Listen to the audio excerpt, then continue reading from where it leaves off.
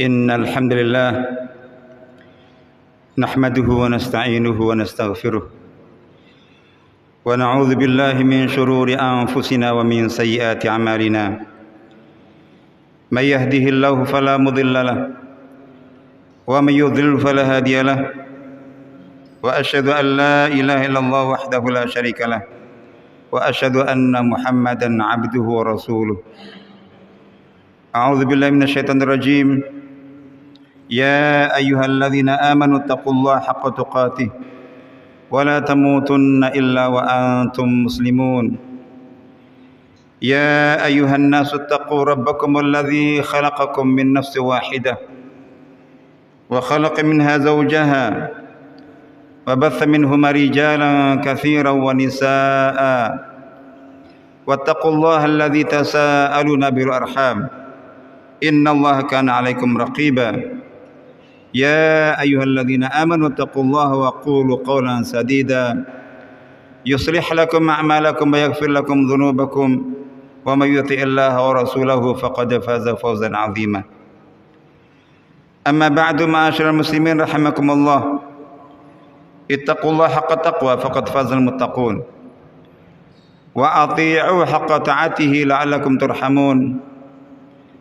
قال الله تعالى في كتابه العزيز وهو أصدق القائلين: أعوذ بالله من الشيطان الرجيم. وقال ربكم ادعوني أستجب لكم إن الذين يستكبرون عن عبادتي سيدخلون جهنم داخرين. وقال الحبيب المصطفى صلى الله عليه وسلم: ما من مسلم يدعو بدعوة ليس فيها إثم ولا قطيعة رحم إلا أعطاه الله بها إحدى ثلاث: إما أن يعجل له دعوته وإما أن يدخرها له في الآخرة وإما أن يصرف عنه من السوء مثلها. رواه أحمد. Sadaqallahul azim wa sadaqa Rasulul Karim sallallahu alaihi wasallam. Para jamaah sidang Jumat yang semoga senantiasa dirahmati Allah SWT, marilah kita selalu merawat dan meningkatkan ketakwaan kita kepada Allah dengan terus berusaha menunaikan perintah-perintah Allah serta menjauhi larang-larangannya.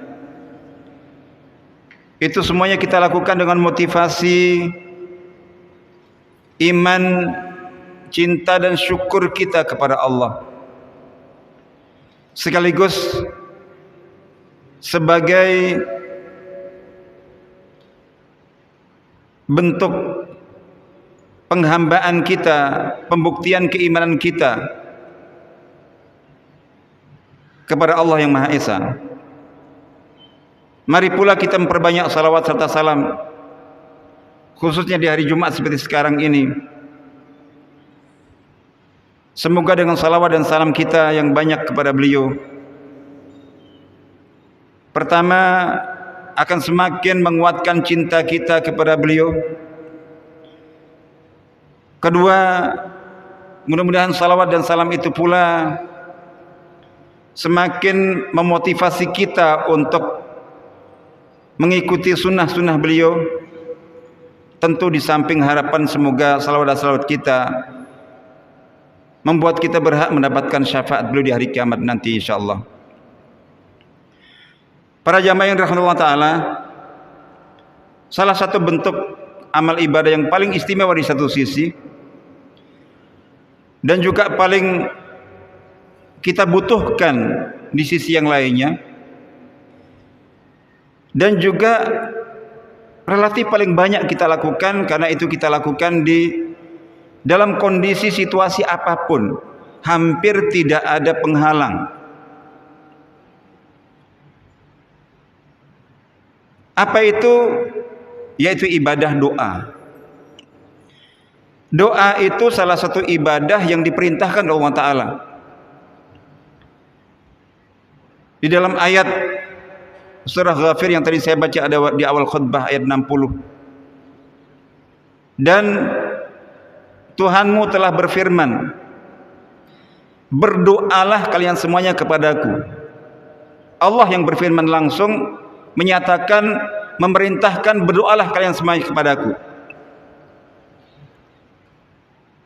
Perintah untuk berdoa kepada Allah, sekaligus diberikan iming-iming dan janji, maka pasti aku akan kabulkan doa kalian. Jadi ada perintah dan ada janji dan iming-iming untuk dikabulkan. Jadi doa itu adalah wajib. Sebagaimana kita diperintahkan untuk salat, diwajibkan untuk puasa Ramadan, mengeluarkan zakat dan lain sebagainya. Di dalam sebuah hadis riwayat Imam Tirmidzi, baginda Rasulullah SAW juga bersabda, man lam yas'alillah yaghdab alaihi. Barang siapa yang tidak mau meminta kepada Allah,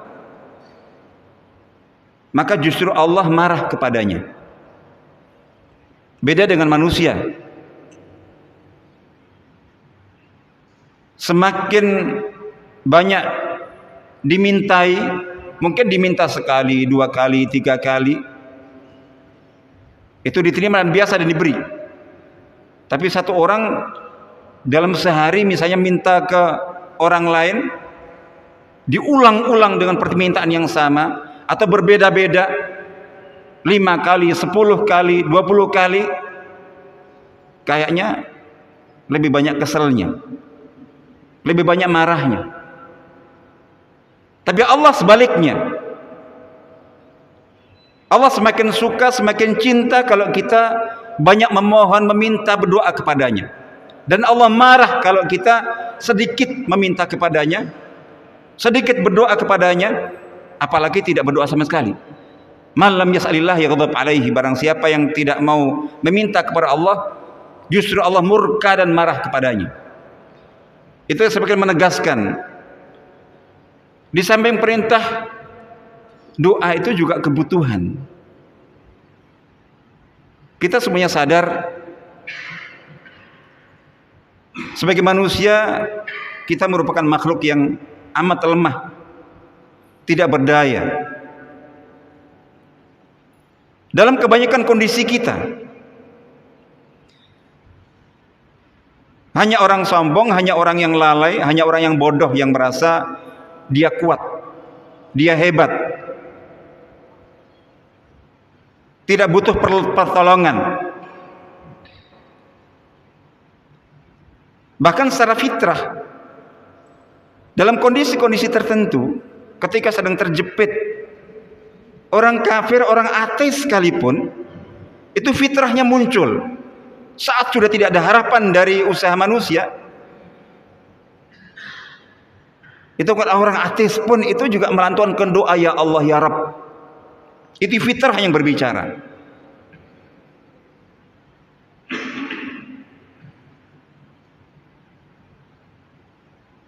Hanya saja banyak hal yang perlu kita koreksi, perlu kita evaluasi dari doa-doa kita.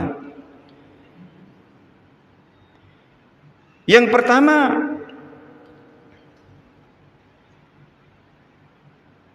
kita berdoa meminta kepada Allah Ta'ala. Normal ketika kita berdoa, memohon, meminta, harapan kita, permintaan kita dikabulkan, permohonan kita dipenuhi. Itu normal, umum. Tapi dalam konteks doa, itu penting sekali untuk kita menata orientasi. Tidak masalah, tidak disalahkan ketika kita meminta, memohon, berdoa itu berharap dikabulkan, berharap dipenuhi. Tapi yang lebih baik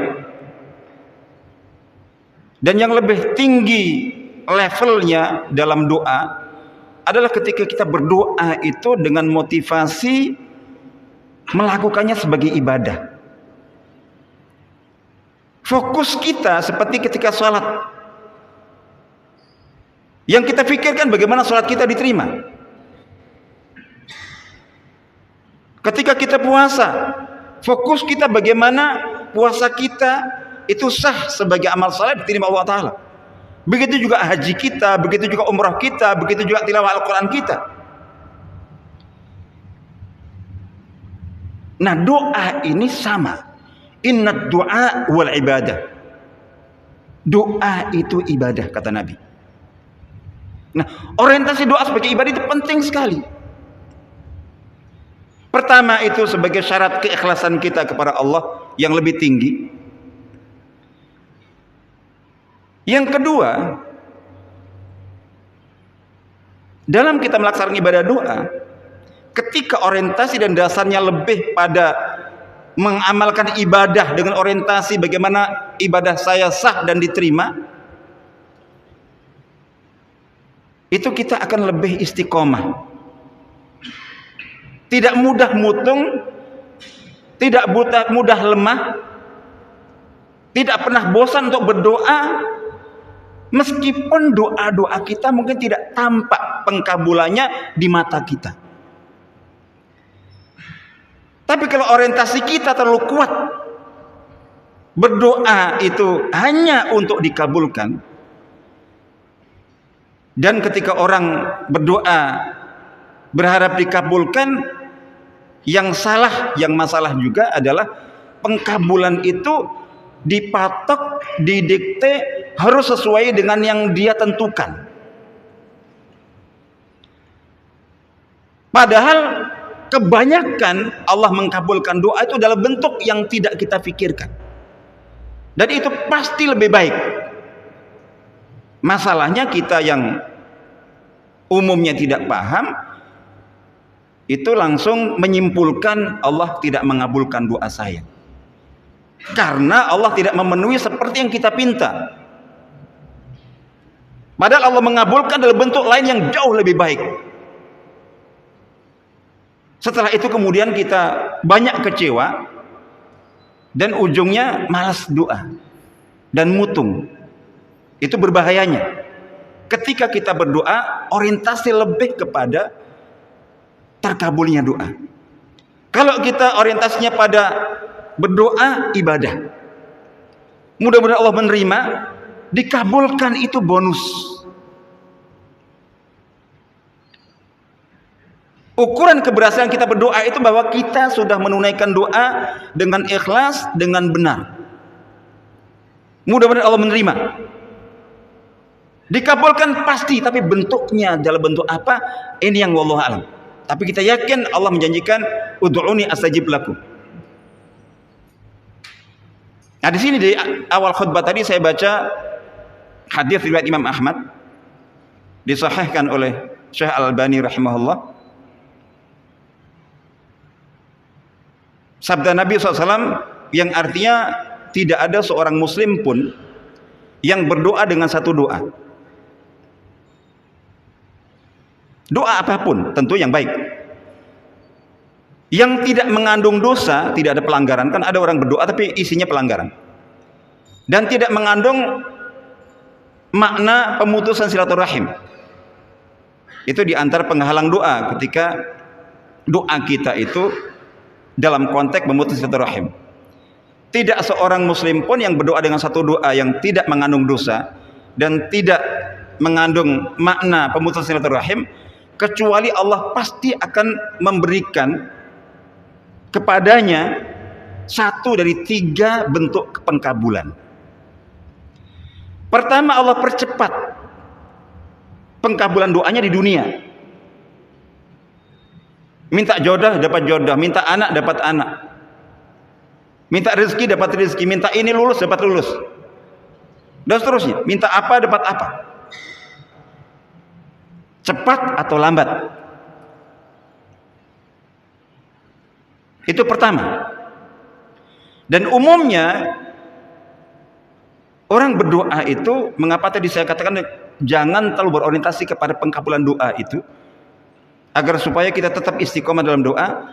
Karena rata-rata orang memahami doanya dikabulkan hanya ketika dipenuhi dalam bentuk yang pertama ini saja. Dipenuhi di dunia seperti yang dia minta. Meskipun kadang-kadang dipenuhi sesuai yang dia minta pun, kalau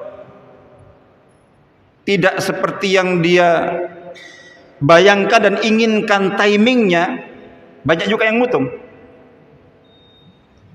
Minta apa, insya Allah memenuhi syarat, dikabulkan. Tapi yang dia pikirkan itu ingin segera terwujud pekan ini. Kadang Allah Maha tahu. Kamu lebih butuh apa yang kamu minta itu pekan depan. Allah akan mengabulkan pekan depan atau bulan depan. Rata-rata kita sudah nggak sabar. Lewat satu pekan yang dibayangkan belum terkabul, itu sudah suudzon kepada Allah. Oh, doa saya nggak dikabulkan. Gara-gara suudzon duluan, mestinya dikabulkan pekan depan atau 2 pekan lagi, nggak jadi. Terhalang oleh suudzonnya. Yang kedua, di antara bentuk pengabulan doa itu, dan ini yang terbaik, tidak dikabulkan dengan bentuk apapun di dunia, tapi disimpan, dicatat pahalanya. Nanti akan ditunjukkan ada catatan pahala pada saat seorang mukmin, pada saat seorang muslim menerima buku catatan amal, itu akan terlihat. Ini pahala salat saya dulu, puasa saya dulu. Ada catatan pahala yang banyak. Orang sendiri itu heran. Ini amal yang mana ini? Disebutkan itu adalah pahala pengganti doa-doa kamu di dunia yang tidak dikabulkan di dunia. Karena Allah Maha tahu engkau lebih butuh sekarang daripada waktu itu. Saat itu setiap orang itu membayangkan, seandainya tidak ada doaku di dunia yang dikabulkan, disimpan sebagai pahala di akhirat.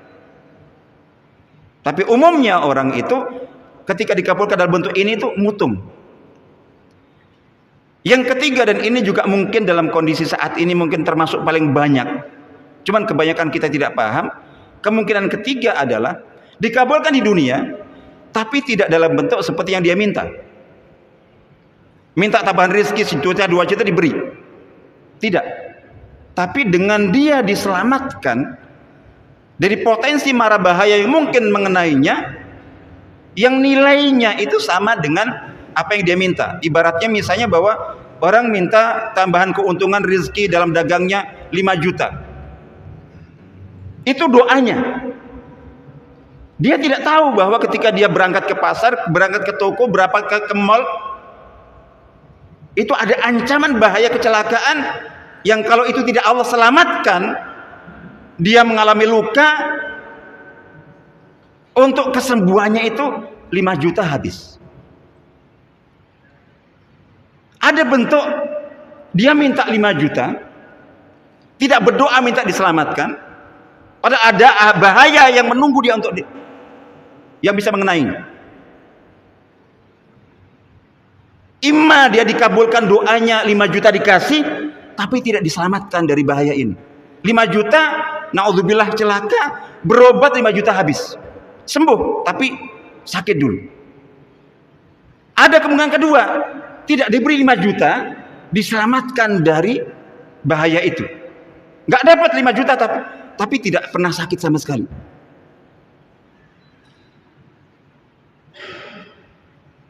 Dan sangat boleh jadi kebanyakan doa-doa kita selama ini itu dikabulkan Allah dalam bentuk ini. Karena potensi bahaya di dalam kehidupan kita, di perjalanan, di kendaraan, bahkan jalan kaki, bahkan di rumah pun itu, kita melangkahkan kaki dari rumah berapa ratus meter ke masjid ini, itu ada potensi bahaya. Sadar nggak kita? Rata-rata kita nggak berpikir bahwa kita bisa selamat itu karena Allah menyelamatkannya. Ada orang lain yang Allah tidak selamatkan, itu keserempet itu, naudzubillah. Cuman kita lupa. Tiap hari kita pergi pulang selamat itu karena Allah menyelamatkan kita. Setiap detik itu potensi bahaya bisa terjadi. Dan Allah menyelamatkan, itu salah satu faktor penyebabnya. Mungkin doa kita nggak tahu minta apa, tidak dikumpulkan dalam bentuk itu, tapi diganti dengan kita diselamatkan dari berbagai potensi bahaya yang sangat banyak. Oleh karena itu sekali lagi saya ingatkan diri saya dan jamaah semuanya, mari kita tata hati kita dan kita luruskan niat kita, dan mari dalam kita berdoa itu lebih berorientasi berdoa dalam rangka membuktikan ibadah kita kepada Allah Ta'ala disertai dengan keyakinan. Jadi harapan dikabulkan itu cukup dengan yakin pasti Allah memenuhi janjinya, menepati janjinya, karena Allah sudah berjanji akan dikabulkan. Tapi bentuknya seperti apa, serahkan kepada Allah Ta'ala. Yang penting pastikan kita terus berdoa sebanyak mungkin, sekhusyuk mungkin, dan harapan doa kita diterima sebagai amal saleh dan ibadah kepada Allah Ta'ala. Kalau doa sudah diterima sebagai amal saleh dan ibadah kepada Allah Ta'ala, maka pengkabulannya itu pasti akan berlimpah dari Allah SWT. Aqulu qouli hadza wa astaghfirullah li wa lakum wa li sa'il muslimin min kulli dhanbin fastaghfiruhu innahu huwal ghafurur rahim.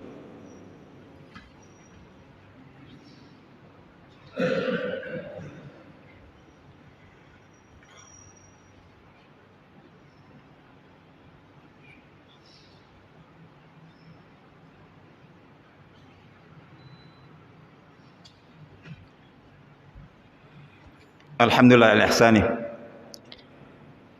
wa syukrullah ala taufiq imtinani wa asyhadu an la ilaha illallah wahdahu la syarika lahu ta'zima li syani wa asyhadu anna muhammadan abduhu rasuluhu ad'ali ridwani sallallahu alaihi wa ala alihi wa sahbihi wa man sara ala nahjihi wa da'a bi da'wati wa iqtafa athar wa tabi'a sunnatahu wa jahada jihadal din. Amma ba'd. Bentuk dan isi doa, tujuan doa yang biasa kita panjatkan dan harus kita panjatkan itu bermacam-macam. Minimal ada 3 macam doa permintaan kita kepada Allah.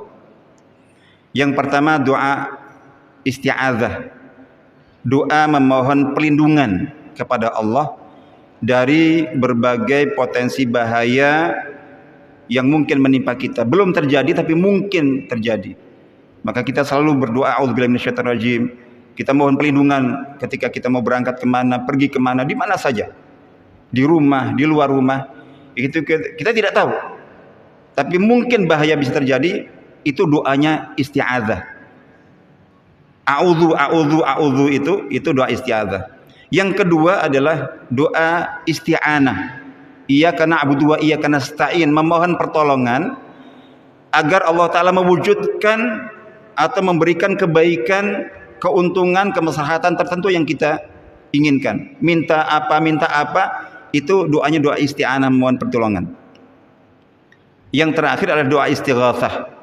Itu doa memohon keselamatan. Ini bahaya sedang terjadi, ya seperti contoh Covid, mudah-mudahan sudah berlalu insyaallah. Terus mungkin orang sedang sakit. Itu doa minta sembuh, itu istighatsah. Orang sedang berlayar, ada badai, masya Allah, itu doa istighatsah. Naik pesawat, terjadi turbulensi, goncangan, minta diselamatkan, itu doa istighatsah. Yang biasa doanya itu ya hayyu ya qayyum birahmatik astaghith. Dan seterusnya doa apapun yang kita baca dengan Allah Ta'ala, yang jelas bahwa untuk semua kepentingan memohon perlindungan, meminta pertolongan maupun meminta keselamatan, itu hanya kita pohonkan kepada Allah Ta'ala. Itu sebagai bukti tauhid kita kepada Allah. Jadi jangan ada permohonan permintaan dengan ya wahai itu, kecuali kita tujukan kepada Allah Subhanahu wa Ta'ala dan tidak kepada yang lainnya. Itu wujud dan bentuk tauhid kita kepada Allah Ta'ala, sekaligus bukti ibadah kita kepadanya. Semoga kita senantiasa diistiqomahkan Allah Ta'ala dalam beribadah, beramal saleh dan bertaat kepadanya. Mari kita memperbanyak salawat serta salam kepada junjungan kita Nabi Muhammad sallallahu alaihi wasallam, sebagaimana yang firman ke dalam Al-Qur'an, a'udzubillahi minasyaitonir rajim, innallaha wa malaikatahu yusholluna 'alan nabi ya ayyuhalladzina amanu shallu 'alaihi wa sallimu taslima. Allahumma shalli 'ala sayyidina Muhammad wa 'ala ali sayyidina Muhammad kama shallaita 'ala sayyidina Ibrahim wa ala ali sayyidina Ibrahim wa barik ala sayyidina Muhammad wa ala ali sayyidina Muhammad kama barakta ala sayyidina Ibrahim wa ala ali sayyidina Ibrahim fil alamin innaka Hamidum Majid. Waradallahu ma sadatina Abi Bakr wa Umar wa Uthman wa Ali wa ani sahabati ajma'in wa ani tabi'in wa tabi'ihim bi ihsan liyaumiddin wa anna ma'ahum bi rahmatika ya arhamar rahimin. Allahumma ighfir lil muslimin wal muslimat wal mu'minin wal mu'minat al ahya'i minhum wal amwat. Allahumma a'izzal islam muslimin wa adhilla syirkal musyrikin wansur ibadakal muwahhidin. Allahumma ansur man nasara din wa khudh man khadha islam muslimin. Allahumma la tada' lana fi maqamina hadha dhanban illa ghafartah wala hamman illa farajtah wala karban illa nafastah wala waba'an illa rafa'tah wala aiban illa satartah wala dainan illa qadaitah wala maridan illa syafaitah wala mayyitan illa rahimtah wala dhallan illa hadaitah wala muhtadiyan illa thabbattah wala waladan illa aslahtah wala ailan illa aghnatah wala hajatan min hawaiji dunya wal akhirah hiya laka ridha wa la fiha salah illa qadaita sarta ya rabbal alamin. Rabbana atina fid dunya hasanah wa fil akhirati hasanah wa qina adzabannar. Subhana rabbika rabbil izzati amma yasifun wa salamun alal mursalin walhamdulillahi alamin. Aqimis shalah. Allahu akbar.